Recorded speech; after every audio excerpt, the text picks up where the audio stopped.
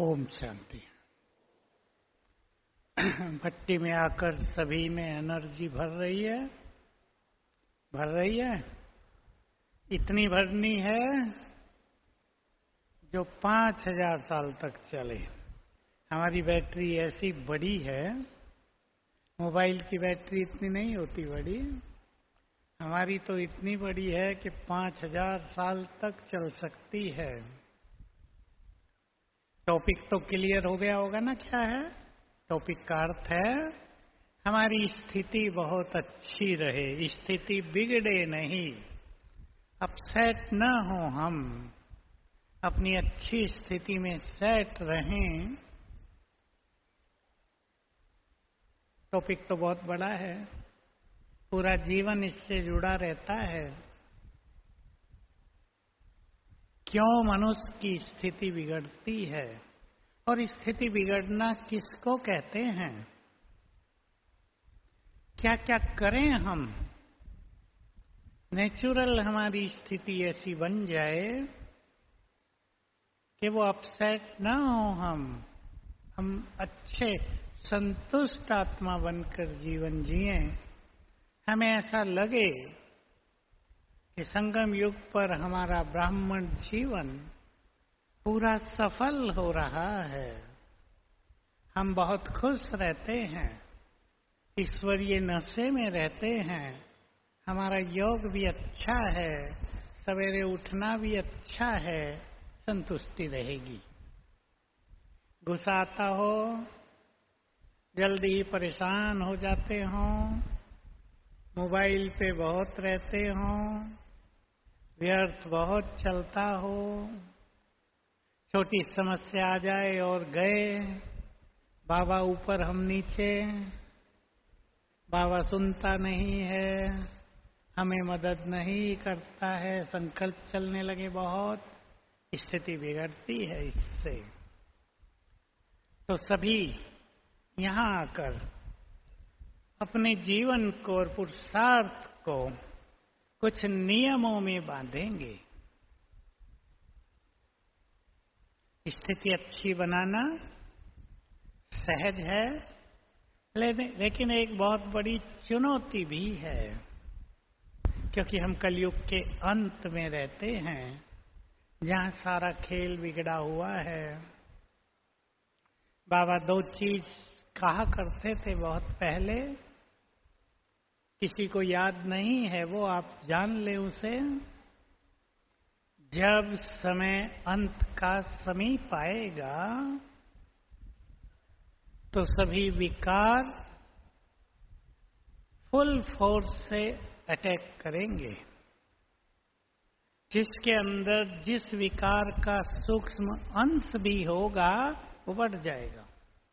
हम देख रहे हैं ये बात अब। दूसरा, जो भी जन्म जन्म के विकर्म हैं वो एक्टिव हो जाएंगे, क्योंकि उन्हें समाप्त होना होगा। इसलिए समाप्ति से पहले पूरे जग जाएंगे अंदर में। तो अनेक तरह की समस्याएं, अनेक तरह की बीमारियां, अनेक तरह के कष्ट मनुष्यों को होंगे। आप अब देख रहे होंगे संसार में डर बढ़ता जा रहा है, और जहां तक मेरा अंदाज है 1 साल में ही 2025 ये डर अब से 10 गुना हो जाएगा। संसार में डर, भय, फियर एक बड़ी महामारी हो जाएगी, क्योंकि सबके पास टीवी है, सबके पास सोशल मीडिया, मोबाइल है, लोग देखते ही हैं। जो घटनाएं संसार में हो रही हैं और जो होने जा रही हैं वो अति खतरनाक होंगी, भय पैदा करेंगी। इसलिए अपने को बहुत पावरफुल बनाना है। बहुत सारी बातें हैं जो मुझे याद आएगा आपके सामने रखता हूँ। मैं कुछ सोच के नहीं आया हूँ, पर सबके अनुभव और अपने अनुभव बहुत ज्यादा इस बात को स्पष्ट करते हैं। याद रखेंगे नोट करने वाले नोट कर लेंगे। जो संकल्प हम बार बार करेंगे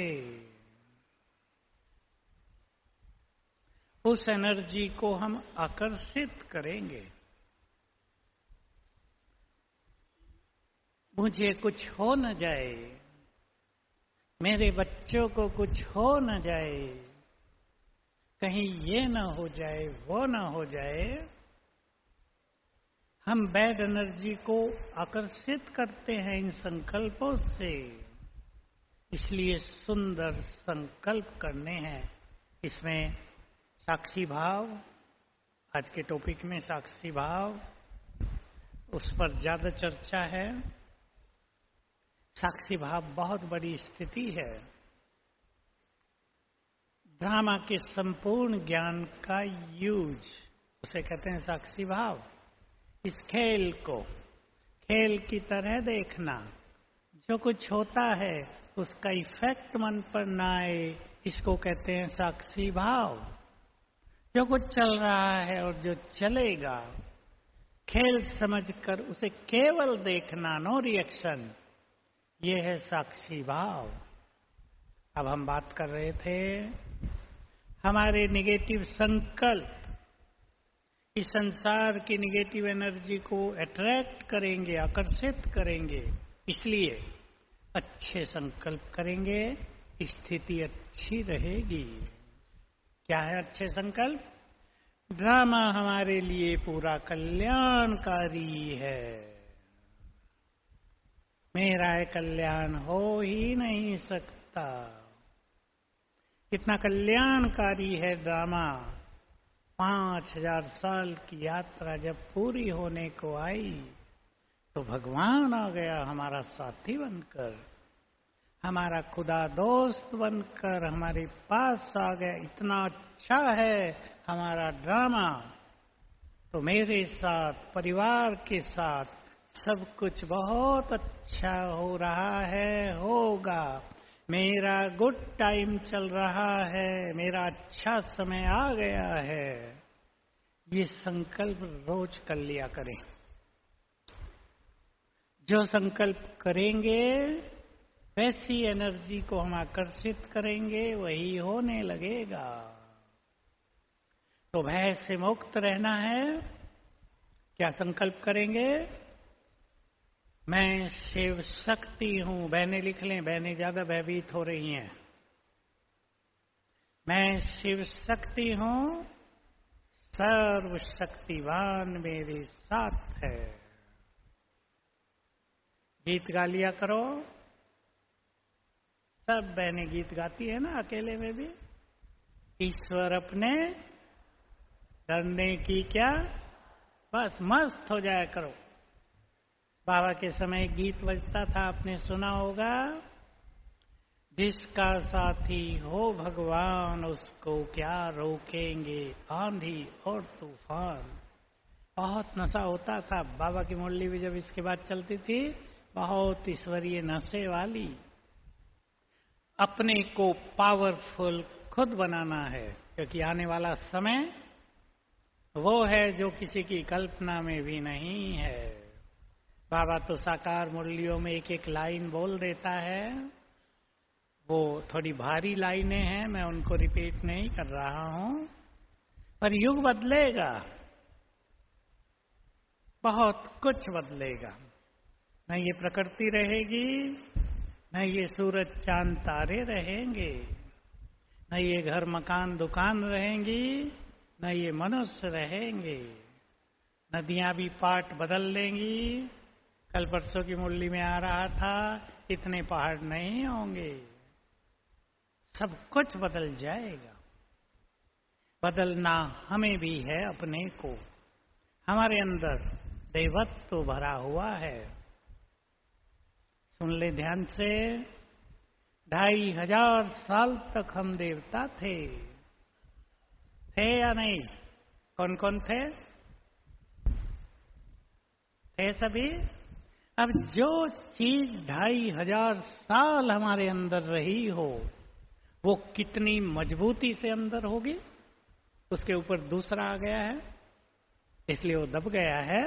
लेकिन अब हम उसे जगा रहे हैं, देव संस्कारों को, अपने अंदर के देवत्व को, अपने अंदर की प्योरिटी को, अपने अंदर की श्रेष्ठ भावनाओं को। और ये सब जगते हैं स्वमान से। इसलिए नियम बना दें। पहले मैं 2 नियम आपके सामने रख रहा हूं। हमें दिन में एक बार जरूर, कभी भी, सवेरे करेंगे 6 बजे तक तो बहुत अच्छा, अपने से बातें करनी है। अपने को खुद प्रेरित करना है। इंग्लिश में कहते हैं मोटिवेट करना है। भगवान आया, देखो क्या बात करेंगे, मेरे साथ अभी सब बातें करें। भगवान धरा पर आए, हमने उन्हें पहचाना, हमने उनका हाथ पकड़ा। मन से बात करेंगे, मन से। हमने उनका हाथ पकड़ा, उन्होंने हमारा हाथ पकड़ लिया। वे मुझे सब कुछ देने आए हैं। मैं बहुत भाग्यवान हूं जो मुझे ये अवसर मिला है भगवान को सम्मुख पाने का। वे मुझे अपना सब कुछ देने आए हैं, मुझे उनसे सब कुछ लेना है। जन्म जन्म के लिए श्रेष्ठ भाग्य का निर्माण करना है। ये अवसर दोबारा नहीं आएगा। ये मैंने एक बात कही, आपके मन में अनेक बातें आती रहेंगी। रोज एक बार अगर कोई लिखे तो और आनंद आएगा। क्यों आए हैं हम बाबा के पास? भाग्य बनाने की वेला आई है, मुझे क्या क्या ले लेना चाहिए। वो तो को पता नहीं क्या ले लेना चाहिए। अब चिंतन शुरू करेंगे तो नई नई बातें ख्यालों में आती रहेंगी। मुझे ज्ञान धन से भरपूर होना है, ज्ञान दान करना है, जन्म जन्म धन से भरपूर रहेंगे, देते रहेंगे। लेने के लिए हाथ फैलाना ही नहीं पड़ेगा, सदैव दाता बनकर रहेंगे। चिंतन करेंगे, बहुत अच्छा। तो रोज एक बार स्वचिंतन को समय देना है, 3 मिनट ही सही, लेकिन आदत बना लो, कहीं लिख के रख लो। मैं कुछ नियम बताऊंगा। दूसरी बात, 5 स्वरूपों का अभ्यास। सवेरे योग में बहुत मजा आएगा, स्वमान बढ़ेंगे, हम कितने शक्तिशाली हैं उसका रियलाइजेशन होता जाएगा। हम चुस्त होते जाएंगे, हमारी प्योरिटी बढ़ती जाएगी। सबको अपनी प्योरिटी बहुत बढ़ानी है। 5 स्वरूपों का अभ्यास करेंगे। जो बहुत अच्छी तरह बातों को समझते हैं वो जान लें, जिस स्वरूप को हम अपने सामने रखेंगे उसके वाइब्रेशंस हम में समाने लगेंगे। सुन लिया भाइयों ने, सभी ने? आपने अपना देव स्वरूप सामने ले आया। डबल ताज था मेरे सिर पर, मैं आत्मा संपूर्ण निर्विकारी थी, विश्वराज्य अधिकारी थी, प्रकृति की मालिक थी। आप अपने स्वरूप को देखते रहो, उसके वाइब्रेशंस आते रहेंगे। ये बहुत सूक्ष्म गति है। आपने ख्याल किया हो 3-4 दिन पहले, तुम मुझ विचित्र बाप को देखते रहो, तुम्हारी कमाई होती रहेगी। अभी था ना 2-3 दिन पहले। कैसे होगी कमाई? जो पढ़े लिखे हैं वो भी अच्छी तरह समझ लेंगे, और जो नहीं पढ़े लिखे वो भी अच्छी तरह समझ लेंगे। जिस भी चीज को हम देखते हैं, कोई स्थूल हो या सूक्ष्म, उससे हम जुड़ जाते हैं। सुन ले सभी ध्यान से, समझाने में भी काम आएगा आपको। जिस ऑब्जेक्ट को हम देखते हैं उससे हम जुड़ जाते हैं, उसके वाइब्रेशंस हमको आने लगते हैं। शिव बाबा को देखा परम धाम में, जुड़ गए हम उससे, उसके वाइब्रेशंस हमें आने लगे। यह है पावरफुल योग, यह है राजयोग। भक्ति में यही तो ज्ञान नहीं था। जिन्होंने भक्ति की हो वो जानते होंगे, भगवान की वही महिमा भक्ति में भी गाई गई है जो हम गाते हैं, लेकिन एक ही चीज मिस थी, उसका स्वरूप क्या है, वो कहाँ रहता है। तो उसके स्वरूप से कोई अपने को जोड़ नहीं पाया, क्योंकि सर्वव्यापी कह दिया, समझ में नहीं आया कहाँ है उसका धाम, समझ में नहीं आया तो कह दिया सभी जगह है। योग नहीं हुआ, शक्तियां नहीं मिली। इसलिए आप बाबा की मुरलियों में सुनोगे, सब सुनते होंगे, तुमने मुझे सर्वव्यापी कहा इसलिए भारत का पतन हुआ। क्योंकि लिंक ऊपर नहीं जुड़ा, शक्तियां नहीं आई, आत्मा की कलाएं गिरती गई और सब कुछ पतन हो गया। भारत का पतन माना भारतवासियों का पतन, फिर संसार का हो गया। तो 5 स्वरूपों के अभ्यास पर विशेष ध्यान दें, उठते ही करेंगे तो योग बहुत पावरफुल होगा। उठते ही सब प्लान बनाए। जिनको सुस्ती आती है, जो नहीं उठ पाते हैं, सोने से पहले 4 बार करके सोएं, उठते ही होगा, सुस्ती नहीं होगी, एनर्जेटिक रहेंगे और सवेरे का समय बहुत सुंदर स्थिति में बीतेगा। 2 बातें और। मनुष्य की 2 कमजोरियां उसकी स्थिति को अपसेट करती हैं। वो 2 कमजोरी है, एक है, पहले इंग्लिश का शब्द बोल देता हूं, सेंसिटिव नेचर। सरल हिंदी में कहते हैं बहुत फीलिंग आना। दूसरा है इमोशनल नेचर, जो बहनों माताओं की ज्यादा है, इमोशनल, भावुकता। हालांकि भावुकता एक बहुत बड़ी क्वालिटी भी है।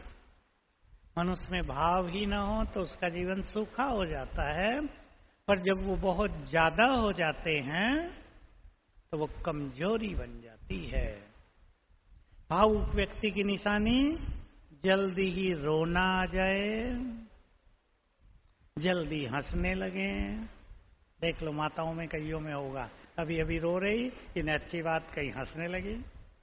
अच्छी बात है, ये जल्दी रोना खत्म हो गया। जल्दी ही डर जाना, जल्दी ही गुस्सा आ जाना, ये सब इमोशनल। हमें पावरफुल बनना है। स्थिति कभी भी बिगड़े नहीं, क्योंकि आप ही तो नहीं बिगड़ेगी, कुछ बातें आएंगी जीवन में। कोई बीमारी हो गई, अचानक घटना हो गई, कोई बड़ी समस्या आ गई, कहीं एक्सीडेंट हो गया, कहीं हमारी इच्छा के अनुसार काम नहीं हुआ, वो तो मेरी छोटी सी कमजोरी और बहुत बड़ी।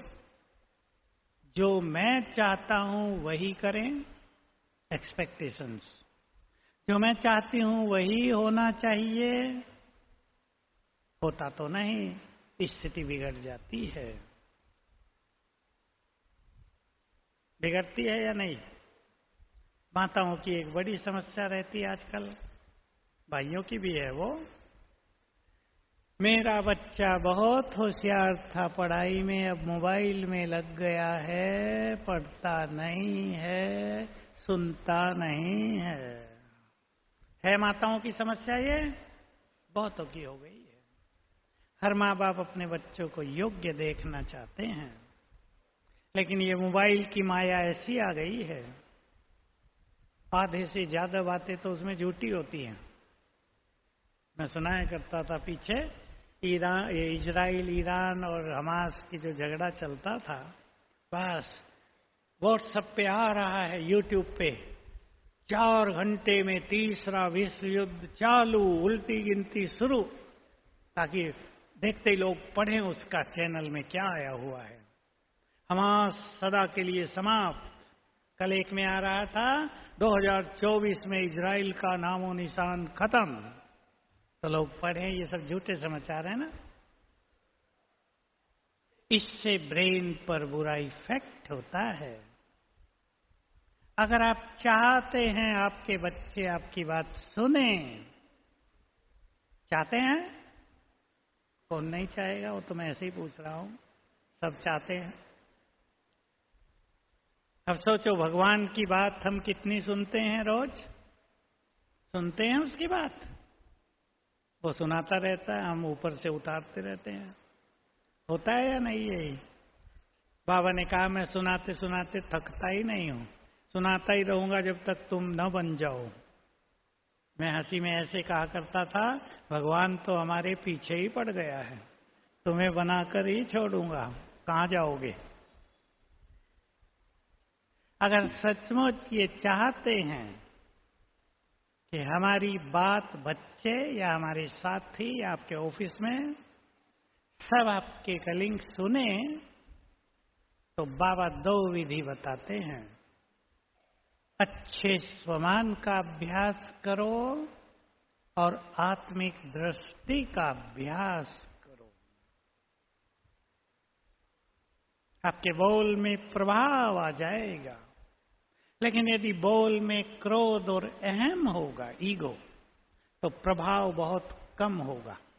डर से लोग थोड़ी बात मानेंगे, दिल से स्वीकार नहीं करेंगे। आप किसी कंपनी के डायरेक्टर भी हैं, आपके डर से लोग ठीक काम कर सकते हैं, लेकिन वाइब्रेशंस आपके अच्छे हों तो आप उनके दिलों पर राज करेंगे, काम परफेक्टली चलेगा। तो 5 स्वरूपों का अभ्यास, इस पे बहुत ध्यान देंगे। और एक संकल्प कर लो, आज कर लो, दिल से मैं बता रहा हूं, कुछ भी हो जाए मुझे अपनी स्थिति नहीं बिगाड़नी है। संकल्प में दृढ़ता हो, बहुत पावर है। एक संकल्प आपको बहुत ऊंचाई पर ले जाएगा। और क्या होगा? जब स्थिति नहीं बिगड़ती तो बुद्धि ठीक काम करती है, मन विचलित नहीं होता। और बाबा के शब्द हैं, स्थिति नहीं बिगड़ेगी तो परिस्थितियां बदल जाएंगी। स्थिति का, वाइब्रेशंस का बहुत बड़ा इफेक्ट है जीवन पर। पसंद है? स्थिति नहीं बिगाड़नी है। बोलो, माताओं से पूछता हूं, हाथ उठा के जवाब दें। संभालो इसको अपने जीवन में भाई लोग। स्थिति नहीं बिगाड़नी है, क्योंकि हमें आने वाले कुछ सालों में ऐसा खेल देखना है जो देखा नहीं जा सकेगा, जिसको देखना ही भारी होगा। मुझे याद है कोरोना में सभी ने टीवी पर पर्दे डाल दिए थे, बहुतों ने, देखना ही नहीं है, देख के ही भय पैदा हो रहे थे। इससे भयानक समाचार सुनने को मिलेंगे, अचानक मिलेंगे। 2 पावरफुल बातें आपको कह रहा हूं। अचल अडोल स्थिति के आसन पर बैठो, अचल अडोल स्थिति के आसन पर बैठो तो समस्याएं स्वतः ही नष्ट हो जाएंगी। ये वाइब्रेशंस का इफेक्ट है। दूसरा महावाक्य है,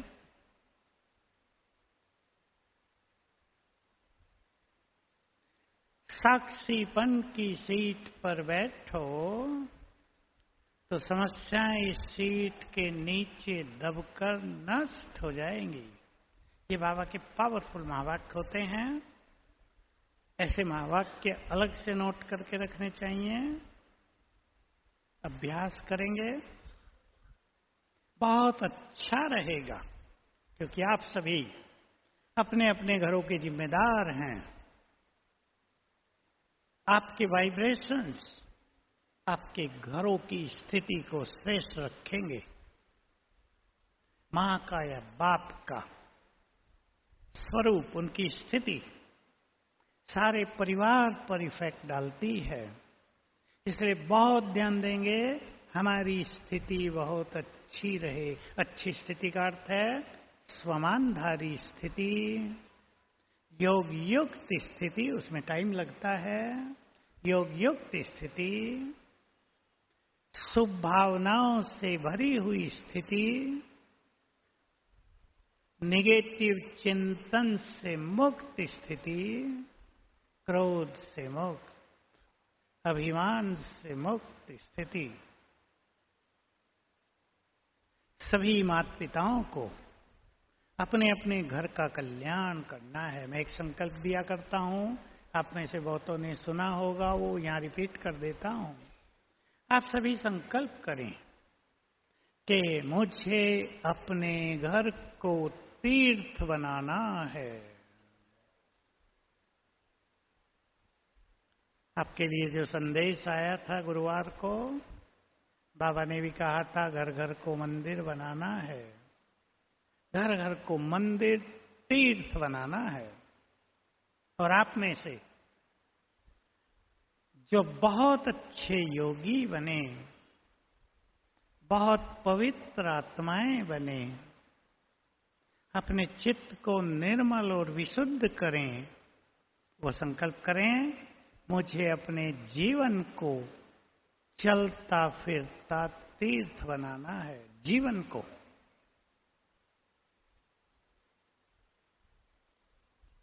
क्योंकि न केवल विकराल काल आ रहा है, बल्कि जय जयकार का समय भी आ रहा है। मैं बहुत पहले से एक बात कहा करता था, वो मुझे दिखाई देने लगी है। जैसे बाबा ने जब 14 साल की योग भट्टी कराई बहने भाइयों की, भट्टी में आप जानते हैं सभी तो एक से नहीं होते, कोई पक्के कोई नहीं। तो बैगरी पार्ट आ गया आबू में आते ही, उसके कई कारण थे, पर उसके पीछे रहस्य ये था कि बाबा को बहुत अच्छी परीक्षा लेनी थी सबकी। विश्व सेवा पर भेजना है तो ये आत्माएं बहुत स्ट्रांग शिव शक्ति होनी चाहिए। कहीं अटक गई जाके खेल बिगड़ जाएगा। बैगरी पार्ट आया, परीक्षा हुई और लक्ष्य था कच्चों को निकाल देना। मुझे ऐसा प्रतीत होता था 5-7 साल से कि जय जयकार से पहले इस महान यज्ञ को एक बार फिर परीक्षाओं से गुजरना पड़ेगा। वो परीक्षाएं अब भूखा रहने की नहीं होंगी, वो परीक्षाएं और तरह की होंगी। तो हमें अपने को चलता फिरता तीर्थ बनाना है। सोच लिया कौन बनाएंगे? ठीक है, माताओं में ठीक है, बस 1-2 को देख के हाथ नहीं उठाएंगे, क्योंकि इसके लिए अपनी प्योरिटी और योग, भावनाएं और चित्त की निर्मलता बहुत जरूरी है। आज बैठकर सोचेंगे अपने घर के वाइब्रेशंस को पावरफुल करने के लिए, अपनी स्थिति को सुंदर बनाने के लिए मुझे क्या सोचना है, क्या नहीं सोचना है। आदत डल जाएगी, क्योंकि जब कोई बात मनुष्य के सामने आती है तो उसका निगेटिव चिंतन चलने लगता है। वो बड़ा स्वाभाविक होता है। पर अगर हमने आदत बना ली मुझे क्या सोचना है, क्या नहीं सोचना है, कौन सी निगेटिव चीज हम सोच रहे हैं, हमें क्या सोचना है, बहुत अच्छा रहेगा। इसी के साथ एक संकल्प और, समस्याएं आ जाए, परिस्थिति आ जाए, बीमारी आ जाए, उस चीज के वश न होकर समाधान का सोचना है। आदत बनाएंगे सभी, समाधान का सोचना है। आप यहाँ से जा रहे हैं, बरसात बहुत हो गई है, ट्रेन लेट हो रही है, आपको स्टेशन पे जाके समाचार मिलता है 4 घंटे ट्रेन लेट है। कभी ये मिल सकता है ट्रेन कैंसिल हो गई है, स्थिति अपसेट हो सकती है, किसी को कुछ काम है, दिक्कतें हो सकती हैं। लेकिन अब हमें करना क्या है, तुरंत ये सोचो। अगर भाई जाना ही है, थोड़ी मेहनत करके बसों से निकलो। यहां से जयपुर की मिलेगी, जयपुर से दिल्ली की मिलेगी, दिल्ली से आगे की मिलेगी, सब जगह का ऐसा ही है। समाधान की सोचना है, बहुत अच्छे अनुभव होंगे। और सबसे अच्छा समाधान आप अपने जीवन में यूज करेंगे, बाबा को बुलाना। ये छोटी चीज नहीं है, इसकी आप आदत डाल लें सभी भाई बहनें। बाबा का आह्वान करना, बहुत अच्छे अनुभव होंगे। मैं एक छोटा सा अनुभव सुना दूं, मुझे याद आ गया। हम उधर गए सिक्किम की तरफ, तो बताया आगे ही बर्फ गिरती है, तो हम सबकी इच्छा हुई, कभी बर्फ गिरती हुई देखी नहीं थी, स्नोफॉल, चलो देख के आते हैं। हम पहुंच गए, पुलिस वालों ने रोका कि नहीं, बर्फ गिरने का खतरा है, आप फंस जाओगे, आ नहीं पाओगे। फिर भी हमारे जो साथी थे उन्होंने पुलिस को समझाया। अब वो मानते हैं बेचारे, भावना में आए, छुट्टी दे दी, जाओ। चीन के बॉर्डर तक हम पहुंच गए, वहीं बर्फ गिरने लगी। बर्फ देखने में तो बड़ा मजा आया, बूंदे सी गिर रही थी, बर्फ की चोट नहीं लगती थी, रुई जैसी बिल्कुल। वो सिर पे गिर गई, टोपी थी उस पे गिर गई, कपड़ों पे गिर गई, लेकिन कुछ ही देर में 5-7 मिनट में वो जम गई और सड़कें बर्फीली हो गई। अब गाड़ी कैसे चले? मुश्किल से हम निकल के आए। अब गाड़ी में अगर वो ड्राइवर ब्रेक लगाए तो गाड़ी चक्कर लगाए, वो तो घबरा गया। हम देख रहे 2-4 गाड़ी नीचे उतर गई है, गिर गई है। एक जगह हमारी गाड़ी जा रही है, इधर गड्ढा है, अचानक जो उसने हल्का सा ब्रेक लगाया, गाड़ी स्लिप हो गई और सबने एक साथ पुकारा, बाबा। कहां से पता नहीं एनर्जी आई। आगे मैं बैठा था, ये नहीं पहले मैंने बोला, उन्होंने फिर बोला, एक साथ आवाज से बाबा। और हमारी गाड़ी का जो अगला पहिया था वो नीचे धंस गया, गाड़ी रुक गई। नहीं तो हम जाते कई पलटी खा के नीचे। याद आया हमें कि बाबा को बुलाने की आदत हो तो समय पर वो आदत काम करेगी। बाबा आ जाएंगे और हर तरह से काम बन जाएगा। सब आदत डालेंगे। अब चलें एक बार बाबा को बुलाएं और अपने अपने घरों में बुलाएंगे, आप यहीं से घरों में। और ये प्रैक्टिस चालू रखेंगे दिन में कई बार बाबा को बुलाने की।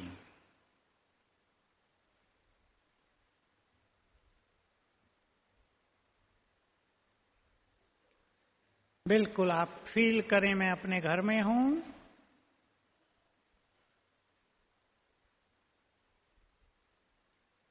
बाबा को बहुत प्यार से निमंत्रण दें।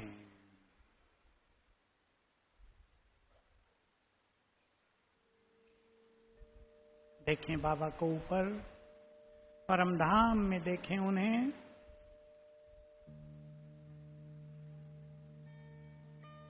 बहुत प्यार से निमंत्रण दें। अपना धाम छोड़कर अपने इस घर में आ जाओ।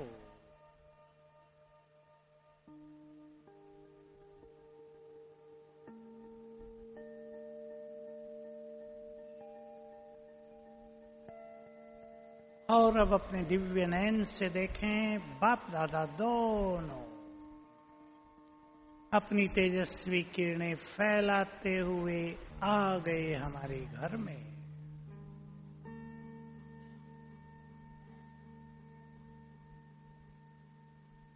उनका दिव्य तेज पूरे घर में फैल रहा है।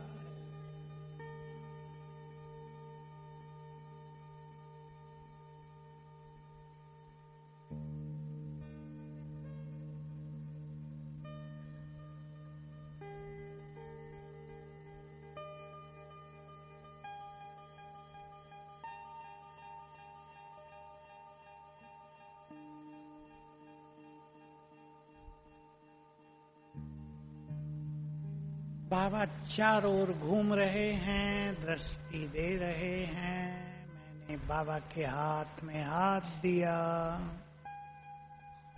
दोनों घूम रहे हैं पूरे घर में।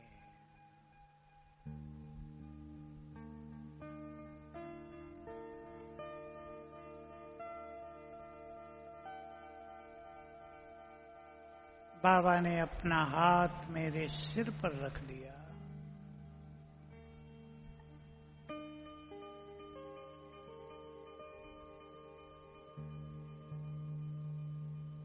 और दृष्टि देकर गए वापिस अपने धाम।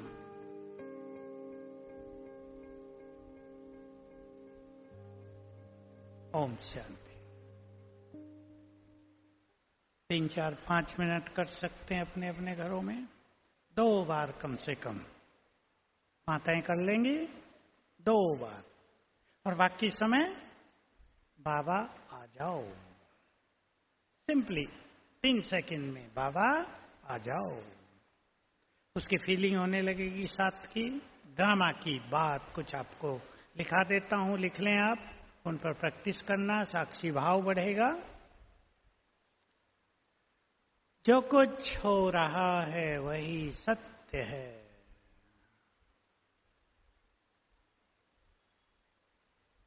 वही होना है,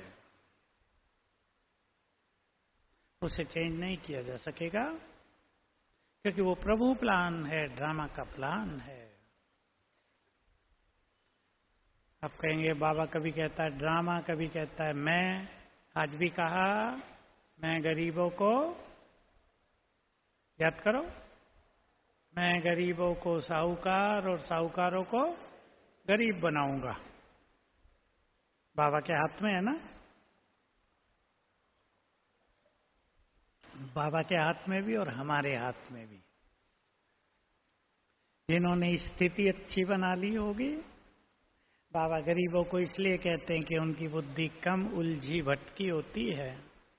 साधारण जीवन, गरीब काटते हैं ना, जिनको रोटी भी नहीं मिलती, साधारण अपने परिवार को पाल रहे हैं, चल रहे हैं जीवन में। जो कुछ हो रहा है वही सत्य है, वही होना है, इसलिए उसे स्वीकार करें। मोस्ट इंपोर्टेंट धारणा है स्वीकार करना।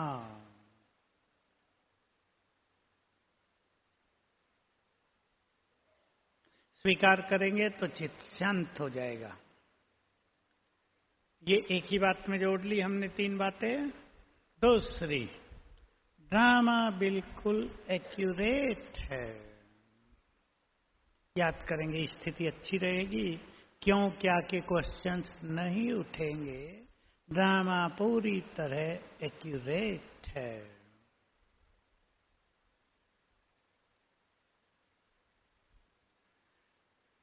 ड्रामा का हर सीन कल्याणकारी है। इस पे काम करना सभी को, क्योंकि यह कल्याण मनुष्य को दिखाई देता है, लेकिन कुछ समय बाद ही उसमें हमें कल्याण दिखाई देगा। गहरी बात होती है। बाबा ने इस पर कई बार मुरलियों में बहुत कुछ कहा था, और एक जो सबसे प्रसिद्ध बात थी वो ये थी कि तुम्हें कल्याण दिखाई देता है, लेकिन अकल्याण के पर्दे के पीछे कल्याण छुपा होता है।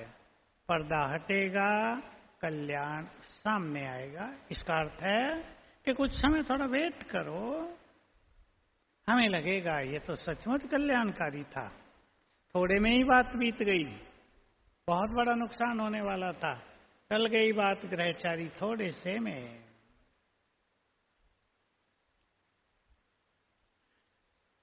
ड्रामा में बहुत अच्छी प्रैक्टिस करनी इसकी।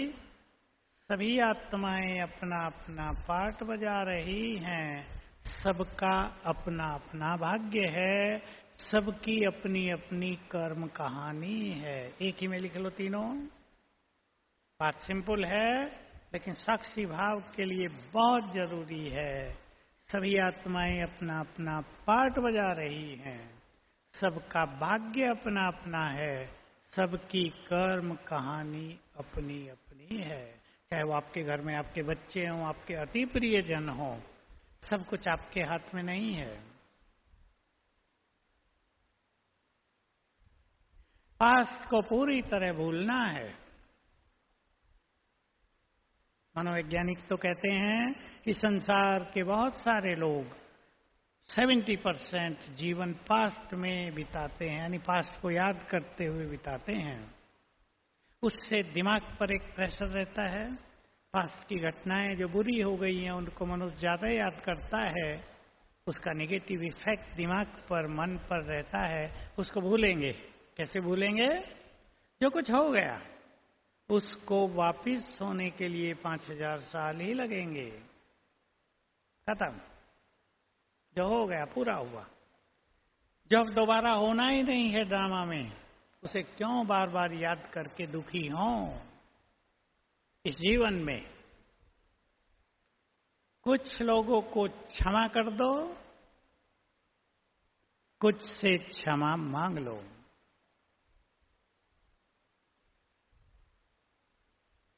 किसी व्यक्ति ने आपको बहुत कष्ट दिया है, बुरा बोला है, धोखा दिया है, परेशान किया है, आपके मन में उसके लिए थोड़ी सी भारीपन है, निगेटिव सोच है, बदले की भावना है या वैर भाव है। एक ही बात याद रखेंगे, इन सब का नुकसान मुझे हो रहा है, उन्हें नहीं। मुझे खुश रहना है, मुझे अपने जीवन को श्रेष्ठ बनाना है। अब भगवान से सब कुछ लेना है, इनसे नहीं। क्षमादान दो। तुमने जो कुछ किया, अब मैं महान आत्मा तुम्हें क्षमादान देती हूं, तुम्हें सद्बुद्धि प्राप्त हो, सुखी रहो। दुआएं दे दो, जीवन सरल हो जाएगा, स्थिति बहुत अच्छी होगी।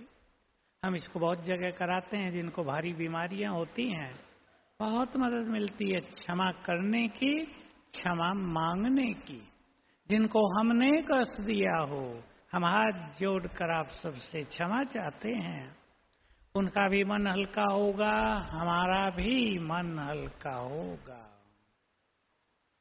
बहुत अच्छी प्रैक्टिस है, क्योंकि हजारों साल से जिन जिन को हमारे द्वारा कष्ट दिया गया जाने अनजाने में, उनकी बैड एनर्जी हमसे जुड़ी हुई है। उन्होंने जो बद्दुआएं हमें दी थी वो अब तक हमसे जुड़ी है। उसको जब तक काटेंगे नहीं, हमारी लाइन क्लियर नहीं होगी। बीमार हैं, दवाइयां काम नहीं करेंगी, समस्या है, समाधान होगा नहीं। इसलिए क्षमा याचना और क्षमादान सब इसको अपने जीवन का मुख्य अंग बनाएं। पास्ट को पूरी तरह भुला दो। भविष्य की चिंता। माताएं सुन ले ध्यान से, मेरे बच्चों का क्या होगा? ये ठीक संकल्प है या नहीं? माताओं से पूछता हूं, आगे वाले उत्तर दो। दुर्गा देवी, आप तो पावरफुल हैं, चलो योग करो और सोचो इस पर।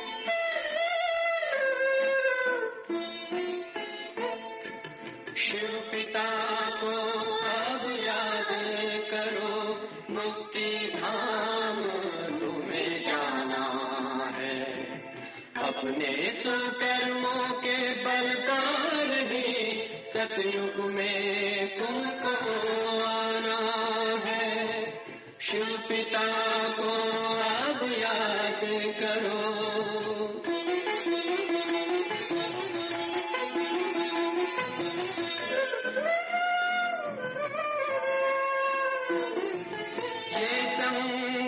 का स्वर्णिम युग है, शिव पिता फिर से आया है। ब्रह्मा से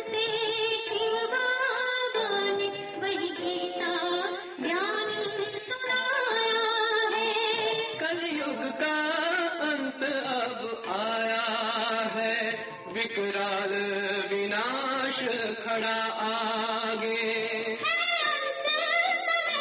अब हम सबका शिव पिता ने बतलाया है। शिव पिता को अब याद करो।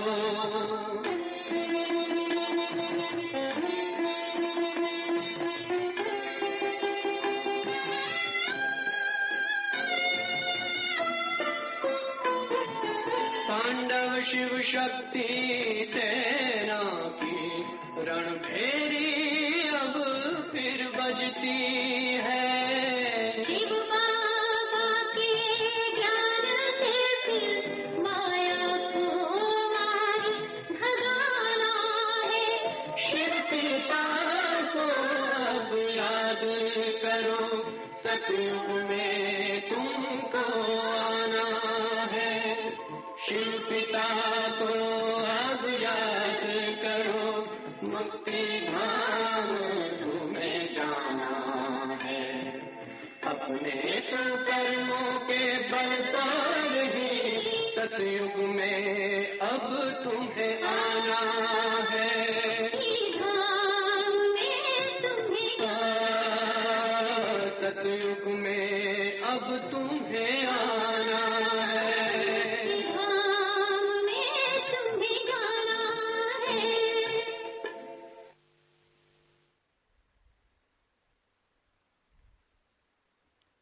तो दो काम करेंगे, अपना और अपने बच्चों का जीवन बाबा के हाथों में सौंप दो। जो ये कर सकें वो बहुत सुखी रहेंगे, और जो सोचेंगे मुझे ये करना है, वो कुछ भी नहीं कर पाएंगे। ये रहस्य है इस लाइन में। दूसरा, अपने परिवार को, अपने बच्चों को रोज 5-5 मिनट भी सकाश दिया करो। मैं आप सभी को कहूंगा, घर घर को मंदिर तीर्थ बनाने के लिए आप अपने घर में वाइब्रेशंस फैलाया करें। एक तो होता है योग करना, दूसरा आप सिंपली 2 अभ्यास करेंगे। मैं आत्मा परम पवित्र हूं, मुझसे अंग अंग से पवित्र गोल्डन किरणें पूरे घर में फैल रही हैं, भर गया है पूरा घर। संकल्प रिपीट करते रहो। मैं पवित्रता की देवी हूं, मैं परम पवित्र हूं, मैं इस घर की इस देवी हूं, मैं बहुत पूजनीय हूं, मैं मास्टर सर्वशक्तिवान। संकल्प रिपीट करते हुए एनर्जी पूरे घर में भर गई है। और दूसरा संकल्प, मैं मास्टर सर्वशक्तिवान हूं, इससे शक्तियां भरेंगी घरों में। तो सभी संकल्प करें।